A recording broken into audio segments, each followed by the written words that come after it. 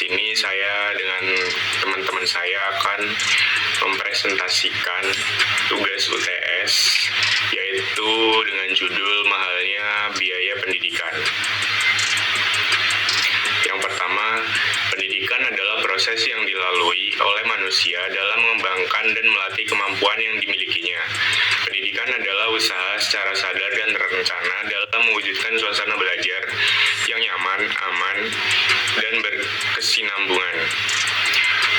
Prastiwanti 2002. Pendidikan dilaksanakan dengan usaha secara sadar oleh pendidik dan terdidik. Pendidik dalam konteks sekolah adalah seorang guru, sedangkan terdidik adalah seorang siswa. Dari keduanya dibutuhkan usaha untuk menumbuhkan kemauan dalam melaksanakannya.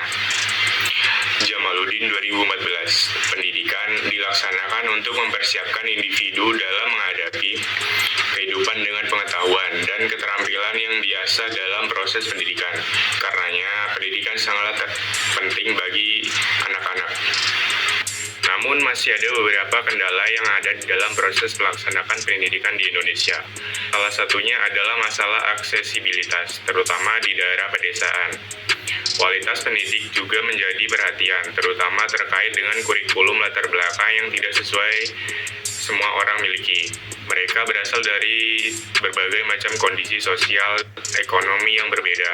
Sementara kita juga tidak bisa menyalahkan sekolah karena pada dasarnya sekolah juga memiliki sistem dan operasional tersendiri yang telah disepakati oleh guru, wakil orang tua siswa, dan komite sekolah.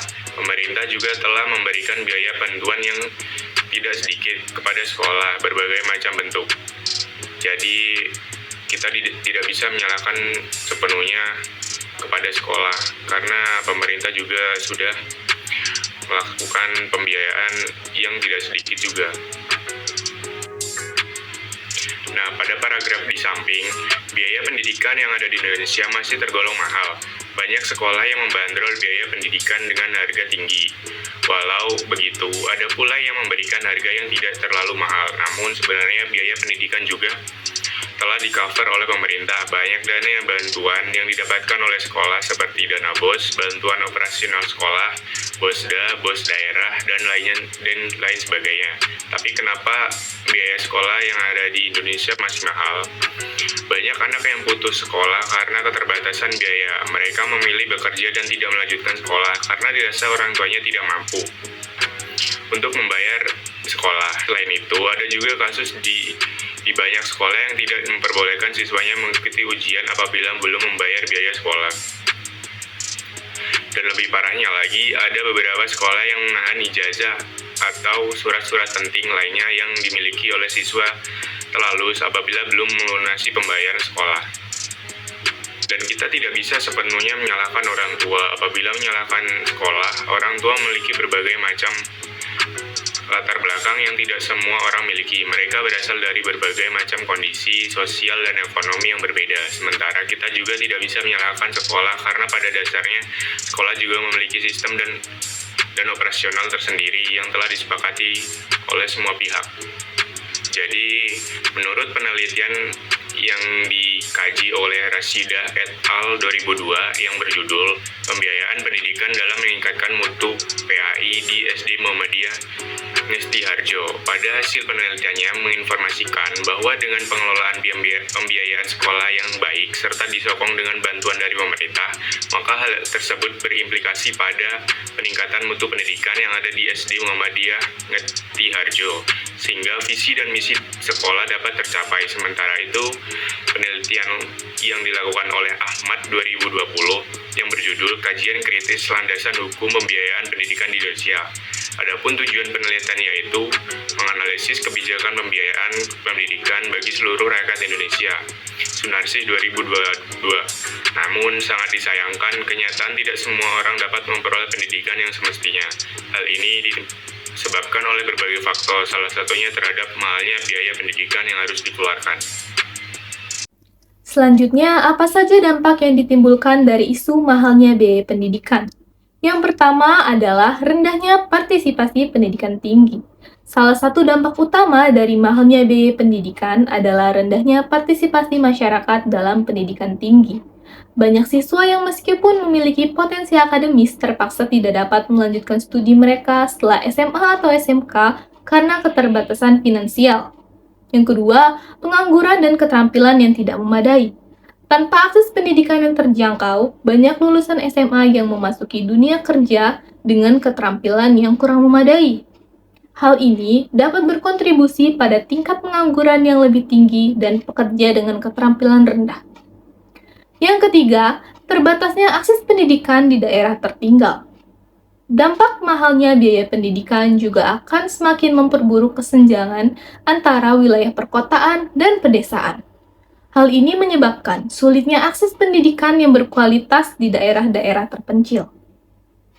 Selanjutnya, tekanan finansial pada keluarga. Biaya pendidikan yang mahal juga akan memberikan tekanan finansial yang besar pada keluarga, terutama mereka yang berada di kelas menengah ke bawah. Banyak keluarga yang harus berhutang atau menjual aset mereka demi membiayai pendidikan anak-anak mereka.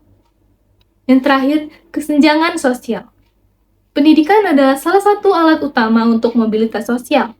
Namun, ketika pendidikan hanya bisa diakses oleh segelintir orang, dengan ekonomi yang kuat, kesenjangan antara si kaya dan si miskin akan semakin melebar, yang pada akhirnya memperburuk ketimpangan ekonomi. Selanjutnya, saran dan rekomendasi akan dijelaskan oleh rekan saya, Ria Yurliza. Baiklah, selanjutnya saya akan menyampaikan materi yang sebelumnya telah disampaikan oleh rekan saya, yaitu Naila Ayuni, terkait mahalnya biaya pendidikan di Indonesia. Pembahasan kita yang selanjutnya ada saran atau rekomendasi yang dapat dilakukan oleh pemerintah untuk meminimalisir mahalnya biaya pendidikan di Indonesia. Yang pertama, ada peningkatan anggaran pendidikan. Pemerintah harus meningkatkan alokasi anggaran pendidikan.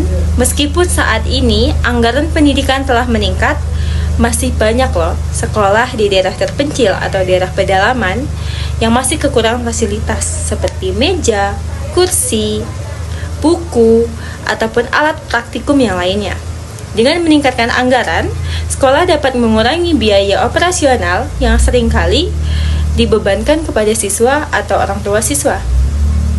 Kutipan ini diambil dari Mustaghfirin et al. Tahun 2022. Yang kedua, ada optimalisasi program beasiswa. Nah, untuk yang kedua kali ini udah nggak asing dong sama yang namanya beasiswa. Siapa sih yang nggak mau sekolah gratis? Siapa yang tidak mau sekolah yang ditanggung oleh pemerintah? Siapa yang tidak mau sekolah percuma-cuma dan tidak mengeluarkan uang sepeser pun? Nah, beasiswa merupakan salah satu solusi langsung yang dapat mengurangi beban biaya pendidikan. Program beasiswa sebaiknya perlu dioptimalkan kembali, baik dari segi jumlah ataupun dari segi penyebarannya. Beasiswa kerap kali salah target loh. Nah, kutipan ini diambil dari kutipan Rahman tahun 2018. Dan yang ketiga, ada penyederhanaan birokrasi dan pengurangan korupsi di sektor pendidikan. Mengurangi praktik-praktik korupsi dan menyederhanakan prosedur birokrasi dapat membantu memastikan bahwa dana pendidikan disalurkan dengan benar, sehingga biaya yang ditanggung oleh siswa bisa ditekan. Surya Dharma dan Surya Hadi tahun 2013. Yang terakhir ada kesimpulan, mahalnya biaya pendidikan di Indonesia dapat menyebabkan rendahnya partisipasi pendidikan tinggi yang berkontribusi pada tingginya pengangguran dan keterampilan yang tidak memadai. Terbatasnya akses pendidikan di daerah tertinggal memperparah ketidakmerataan di Indonesia. Sementara tekanan finansial pada keluarga menghalangi banyaknya siswa untuk tidak melanjutkan pendidikan ke jenjang yang lebih tinggi. Dampaknya yaitu kesenjangan sosial yang semakin lebar atau semakin meluas. Dan solusi yang dapat kita ambil yaitu meliputi peningkatan anggaran pendidikan, perluasan program beasiswa, serta pengurangan tingkatnya korupsi di Indonesia tentunya. untuk meningkatkan kualitas pendidikan dan akses penuh bagi semua. Mungkin cukup itu saja materi yang dapat saya sampaikan. Kurang lebihnya saya mohon maaf. Sekian, terima kasih.